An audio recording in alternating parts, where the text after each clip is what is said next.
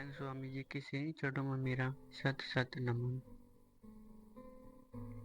दक्षिण भारत के आंध्र प्रदेश के विशाखापत्तनम जिले के विजयाना गांव में होलिया नामक एक बस्ती थी।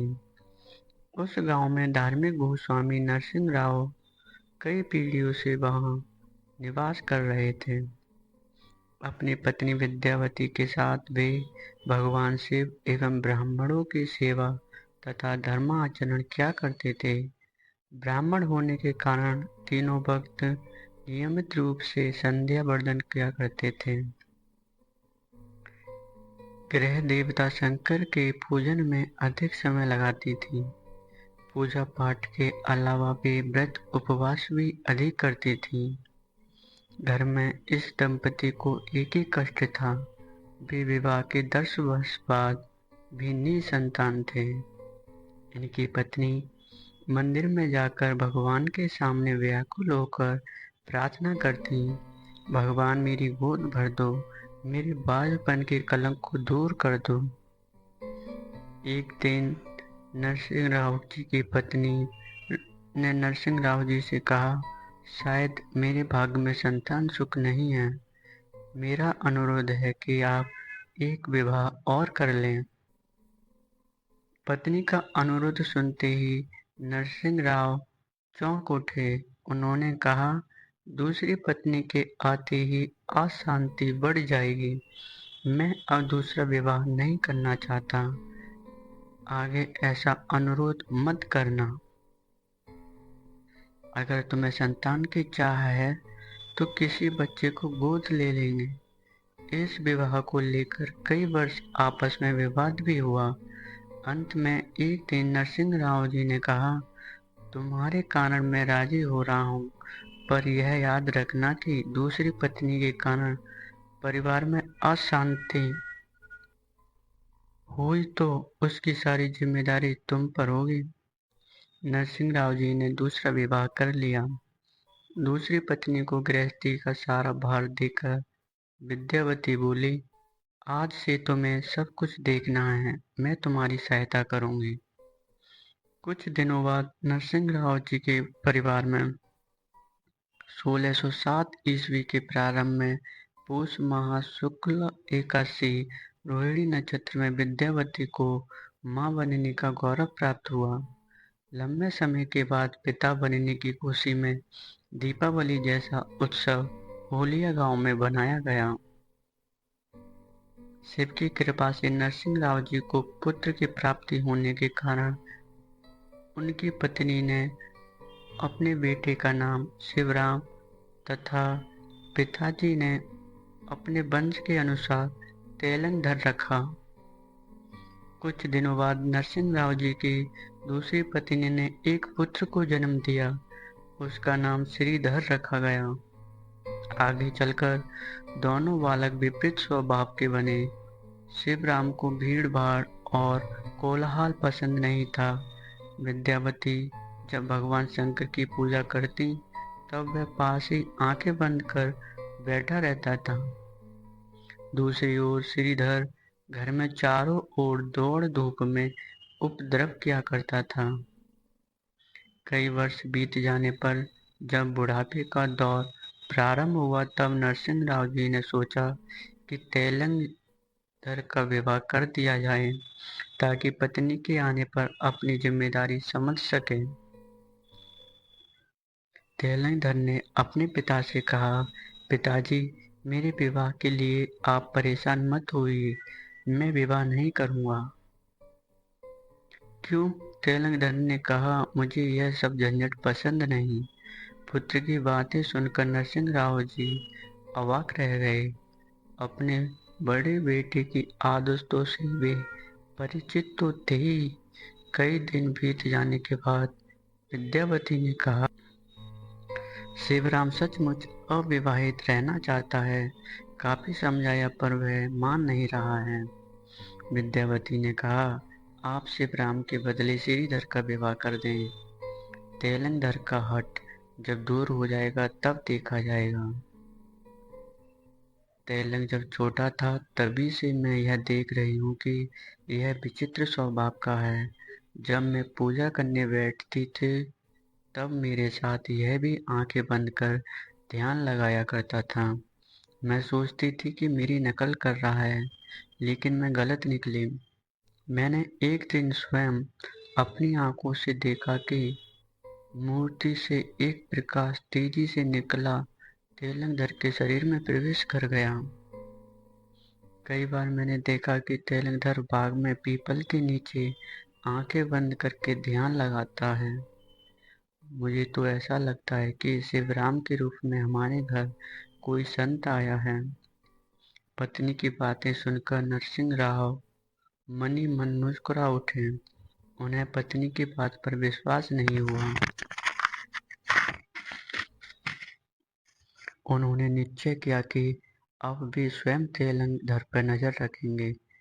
कई दिनों बाद स्वयं नरसिंह राव जी ने जब वही दृश्य देखा तब वे बेहद डर गए। इस घटना के बाद से उन्होंने फिर तेलंग को नहीं छेड़ा। उन्हें भी विश्वास हो गया कि तेलंग के रूप में उनके घर किसी देवदूत ने जन्म लिया है। समय गुजरता गया। एक दिन नरसिंह राव जी दो विधवाओं और पुत्रों को छोड़कर परलोक सिधार गए। पिता के निधन के पश्चात तेलंगधर विधवा माँ की पूजा में अधिक समय देने लगे और दोनों माताओं की सेवा में रहने लगे। नरसिंह राव जी के निधन के 10 वर्ष बाद विद्यावती का भी निधन हो गया।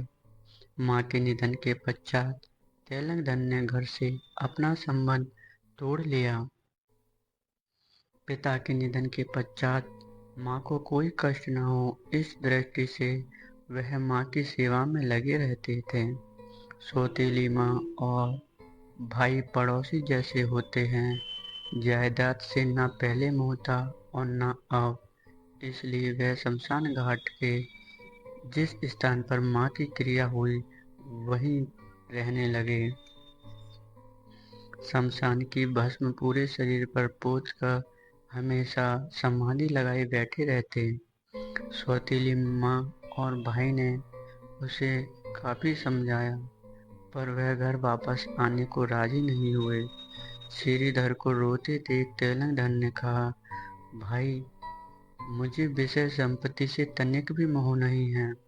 मैं यह जान चुका हूँ कि यह शरीर नश्वर है, जिसे प्राप्त करने पर सब कुछ प्राप्त किया जा सकता है। अब मैं उस ओर ध्यान लगाऊंगा। बड़ा आग्रह करने पर तेलंगधर ने यह आज्ञा दे दी कि शमशान भूमि पर एक कुटिया वह बनवा दे और दैनिक भोजन का प्रबंध कर दे। इस घटना के बाद से तेलंगधर का स्थायी निवास शमशान भूमि हो गया। अभी तक उन्हें योग्य गुरु के दर्शन नहीं हुए थे। अब तक जो भी साधना करते वह अपनी अंतर प्रेरणा से करते आ रहे थे। काफी समय बाद यानी सन 1675 ईस्वी में एक दिन एक योगी राज होलिया गांव की शमशान भूमि पे आए और सीधी तेलंगधर की कुटिया के पास जाकर कहा, शिवराम। कुटिया के बाहर आने पर तेलंगधर ने देखा एक संत खड़े हैं। उनके शरीर से अपूर्व तेज निकल रहा है। उनके आगे तेलंग का मस्तक अपने आप झुक गया। उन्हें लगा, हो न हो यह संत मेरे भावी गुरु हैं। मन में यह विचार आते ही उन्होंने आए हुए संत को पुनः साष्टांग प्रणाम किया। देर तक दोनों व्यक्ति आपस में बातचीत करते रहे। इतने में श्रीधर के यहाँ से भोजन आया। दोनों व्यक्तियों ने भोजन किया। स्वामी जी का नाम भगीरथ स्वामी है। आप पटियाला में रहते थे। कुछ दिन हुए भगवत प्रेरणा से यहाँ चले आए हैं। दक्षिण के विभिन्न तीर्थों का दर्शन करने के उद्देश्य से इधर आए हैं। बातचीत के सिलसिले में भगीरथ स्वामी ने कहा, कुछ दिन यहाँ विश्राम करने के बाद गिरनार होते हुए पुष्कर तीर्थ जाने का विचार है। तेलंगधर ने कहा, महाराज, आपको आपत्ति ना हो तो मुझे भी साथ ले लें। आपसे उपदेश सुनूंगा और आपकी सेवा करूंगा। भगीरथ स्वामी अपने साथ तेलंगधर को लेकर विभिन्न स्थानों का भ्रमण करते हुए पुष्कर तीर्थ आए। इस बीच उन्होंने तेलंग की शक्ति को पहचान लिया था।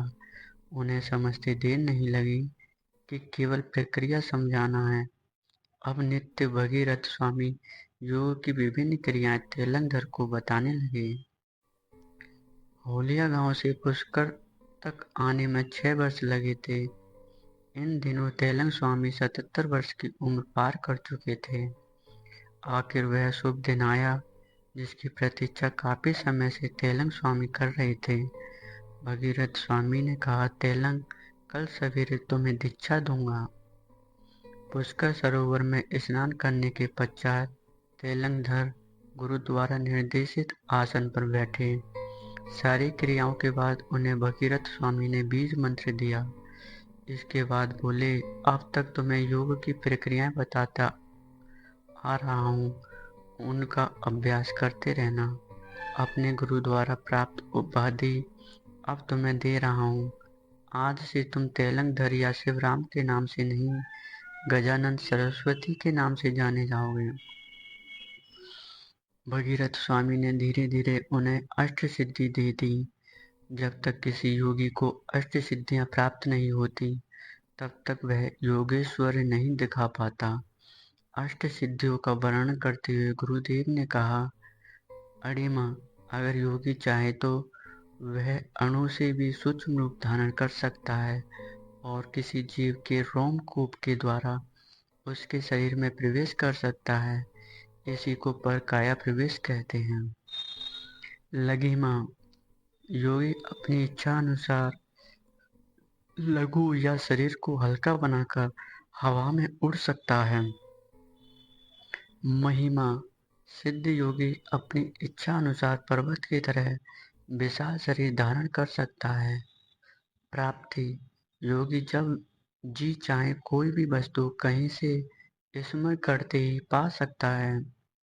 प्रकाम में उनका दृढ़ संकल्प स्थायी रहता है और इसी के द्वारा देर सवेर सफलता प्राप्त करते हैं। वशिष्ठ, पंचभूत और भौतिक पदार्थों पर उनका अधिकार होता है। इसी तत्व, सभी प्रकार के भौतिक पदार्थ उनकी आज्ञाकारी होते हैं। यत्र कामावासायत्यु, अपनी इच्छा अनुसार वे सभी भौतिक पदार्थों के स्वभाव तथा क्रिया को नियंत्रित करने में समर्थ होते हैं। गजानन सरस्वती पुष्कर में दीक्षा लेने के बाद लगातार 10 वर्ष तक गुरु की सेवा करते रहे। ठीक इन्हीं दिनों गुरुदेव के ब्रह्मलीन होने के बाद गजानन सरस्वती तीर्थ यात्रा के लिए निकल पड़े। उन समय आपकी उम्र 88 वर्ष थी। सन 1665 ईस्वी में आप पुष्कर से चलकर विभिन्न स्थानों की यात्रा करते हुए रामेश्वर आए। यहाँ देश के विभिन्न भागों से संत महात्मा एकत्रित हुए थे। इसी मेले में होलिया गांव के लोगों से अचानक मुलाकात हो गई।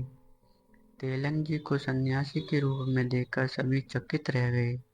उन लोगों ने आज्ञा किया कि जैसे आप पहले शमशान वाली कुटिया में रहते थे उसी प्रकार चलकर वहां रहिए। अब आपकी सौतेली मां नहीं रही, श्रीधर भी काफी वृद्ध हो गए हैं। गजानन सरस्वती ने कहा, मैं गुरुदेव की इच्छा अनुसार तीर्थ यात्रा करने निकला हूँ। अब जन्मभूमि जाना मेरे लिए संभव नहीं है। इतना कहकर गजानन सरस्वती आगे बढ़ गए। मेले में एक जगह भीड़ देखकर गजानंद जी वहां चले गए। उन्होंने देखा कुछ लोग एक शव को तख्ते में बांध रहे हैं। पास ही एक महिला तथा अन्य लोग जोर जोर से रो रहे हैं। यह दृश्य देखकर गजानंद जी ने कहा, आप लोग यह क्या कर रहे हैं? जीवित व्यक्ति को क्यों बांध रहे हैं? स्वामी जी की बातें सुनकर सभी लोग चकित रह गए। जो लोग रो रहे थे उनका रोना बंद हो गया। तख्ती बांधने वालों का हाथ रुक गया। स्वामी जी ने अपने कमंडल से पानी लेकर शव पर छिड़का और मृत व्यक्ति कफन के भीतर छटपटाने लगा। स्वामी जी ने कहा, चिंता करने की जरूरत नहीं है, इसे तुरंत दूध पिला दो। कई नगरों से होते हुए स्वामी जी शिवकांची आकर ठहर गए। यहाँ से आगे बढ़ने पर अचानक एक परिचित व्यक्ति ने इन्हें प्रणाम किया। स्वामी जी ने कहा, सदा प्रसन्न रहो। जब व्यक्ति ने हाथ जोड़ते हुए कहा, स्वामी जी महाराज, मैंने आपको देखते ही पहचान लिया। आपने ही उस मृत व्यक्ति को जीवित किया था। अब आप कहीं नहीं जा सकते। मुझे आप सेवा करने का अवसर देने की कृपा करें। उक्त अपरिचित ब्राह्मण की प्रार्थना को वे ठुकरा नहीं सके। ब्राह्मण तथा उसकी पत्नी दास भाव से स्वामी जी की सेवा में लगे रहे। उनका दृढ़ विश्वास था कि अगर स्वामी जी प्रसन्न हो गए तो उन्हें उनके आशीर्वाद से सारा कष्ट दूर हो जाएगा। आखिरकार एक दिन वह भी आ गया जब स्वामी जी ने कहा, पंडित जी, आपकी सेवा स्वार्थ रहित नहीं है, इसे मैंने जान लिया है। बोलो, मुझसे क्या चाहते हो? बड़े विनय के साथ ब्राह्मण ने कहा, स्वामी जी, हमारा कोई पुत्र नहीं है और घर की क्या स्थिति है यह आपसे छिपा नहीं है। कृपया करके मुझे पुत्र धन की प्राप्ति का आशीर्वाद दें। स्वामी जी के आशीर्वाद से ब्राह्मण के घर एक पुत्र ने जन्म लिया। राज्य की ओर से उसे भूमि दान में प्राप्त हो गई। स्वामी जी के आशीर्वाद से ब्राह्मण को सुखी होते देख गांव के अन्य लोग आकर स्वामी जी को तंग करने लगे। साधना में परेशानी होने पर एक दिन तेलंग स्वामी जी वहां से अंतर ध्यान हो गए। यहाँ से रवाना होते समय स्वामी तेलंग जी ने निश्चय किया कि अब ऐसी जगह चलकर साधना करूं जहाँ कोई परिचित ना मिले। विभिन्न स्थानों का भ्रमण करते हुए स्वामी जी नेपाल चले आए। यहाँ आकर वे साधना करने लगे। नेपाल नरेश को शेर का शिकार करने का शौक था। नेपाल नरेश शेर का पीछा करते हुए वहां तक आ पहुंचे जहां स्वामी जी बैठे हुए थे। उन्होंने आश्चर्य से देखा, जिस खूंखार शेर को मारने के लिए वे यहाँ तक आए हैं वह स्वामी जी के पैरों के पास शांतिपूर्वक बैठा हुआ है। नेपाल नरेश और उनके साथ आए सैनिकों को देखकर शेर गुर्राने लगा। स्वामी जी ने शांत भाव से कहा, इससे भयभीत होने की आवश्यकता नहीं है। यह शेर यहाँ से तब तक नहीं उठेगा जब तक मैं इसे आज्ञा ना दूं। आप इसी शेर का शिकार करना चाहते थे और अब इसे देखकर भयभीत हो रहे हैं। जब आप किसी को प्राण नहीं दे सकते तो किसी का प्राण लेने का क्या अधिकार है आपको? हिंसा करना उचित नहीं है। आप वापस चले जाओ राजन। उन्हें इस बात पर आश्चर्य हो रहा था कि उनके राज्य में एक ऐसे संत भी हैं जिनके पास जंगली शेर पालतू बिल्ली की तरह बैठा रहता है। दूसरे दिन अनेक उपहार लेकर वे स्वामी जी की सेवा में हाजिर हुए। नेपाल नरेश को इतने उपहारों के साथ आया देखकर स्वामी जी मुस्कुरा उठे। उन्होंने कहा, राजन, मैं आपकी भक्ति से प्रसन्न हो गया। मैं फकीर आदमी हूँ, मुझे इन चीज़ों की आवश्यकता नहीं है। मेरा अनुरोध है कि यह सब सामग्री आप उन अभावग्रस्त लोगों में बांट दें जिन्हें इनकी जरूरत हो। इससे आपका तथा राज्य का कल्याण होगा। यहाँ भी पीड़ित स्वार्थी लोगों की भीड़ आने लगी। एक रात आप यहाँ से तिब्बत की ओर चल पड़े। कुछ दिनों तक तिब्बत में निवास करने के बाद मानसरोवर में योगाभ्यास करते रहे। सन 1726 ईस्वी में अचानक आप नर्मदा नदी के किनारे स्थित मार्कंड ऋषि के आश्रम में आकर साधना करने लगे। यहाँ भारत के अनेक संत महात्मा रहते थे। उनसे योग, दर्शन, अध्यात्म की चर्चा करते रहे। यहाँ का वातावरण स्वामी जी को इतना पसंद आया कि यहाँ यहाँ कुटिया में रहने लगे। कहा जाता है कि इसी आश्रम में खाकी बाबा नाम के एक संत रहते थे। खाकी बाबा भी रोजाना योगा अभ्यास करते थे। एक दिन जब वे नदी किनारे बैठे अभ्यास कर रहे थे, तब सहसा उनकी नज़र नर्मदा के जल पर पड़ी। उन्होंने चकित दृष्टि से देखा नदी का जल दूध की तरह है। सबसे अधिक आश्चर्य की बात यह हुई कि स्वामी गजानन उस दूध को अंजलि में भरकर पान कर रहे थे। देर तक वे इस दृश्य को देखते रहे। उन्हें लगा कहीं दृष्टि भ्रम तो नहीं हुआ है। यह सोचकर वे नदी किनारे आए और अपनी अंजलि में नर्मदा में प्रवाहित दूध को उठाया तो वह पानी नजर आया। दूर गजानंद स्वामी की ओर देखा तो वे दूर जा चुके थे और इधर नदी का स्वरूप वास्तविक रूप में हो गया था। उन्हें यह समझते देर नहीं लगी कि स्वामी गजानंद जी ने अपनी योगिक शक्ति के माध्यम से यह चमत्कार किया है। खाकी बाबा अभी इस स्तर तक नहीं पहुंच सके हैं, इसलिए उन्हें आश्चर्य हुआ। इस घटना के कारण स्थानीय सभी संत उन्हें उच्च स्तर का संत समझकर श्रद्धा की दृष्टि से देखने लगे।